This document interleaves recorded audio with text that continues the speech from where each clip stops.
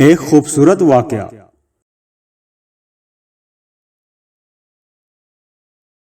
ایک غلام تھا۔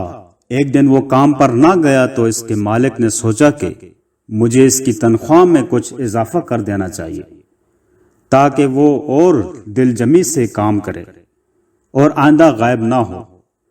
اگلے دن مالک نے اس کی تنخواہ سے زیادہ پیسے اسے دیے جو اس نے خاموشی سے رکھ لیے، لیکن کچھ دنوں بعد وہ دوبارہ غیر حاضر ہوا تو اس کے مالک نے غصے میں آ کر اس کی تنخواہ میں کیا گیا اضافہ ختم کر دیا اور اس کو پہلے والی تنخواہ ہی دی۔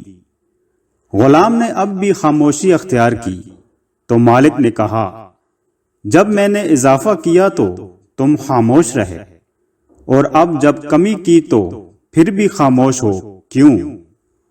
تب غلام نے جواب دیا، جب میں پہلے دن غیر حاضر تھا تو اس کی وجہ بچے کی پیدائش تھی اور آپ کی طرف سے تنخواہ میں اضافے کو میں نے وہ رزق خیال کیا جو وہ اپنے ساتھ لے کر آیا، اور جب میں دوسری مرتبہ غیر حاضر تھا تو اس کی وجہ میری ماں کی وفات تھی اور آپ کی طرف سے تنخواہ میں کمی کو میں نے وہ رزق خیال کیا جو وہ اپنے ساتھ واپس لے گئی۔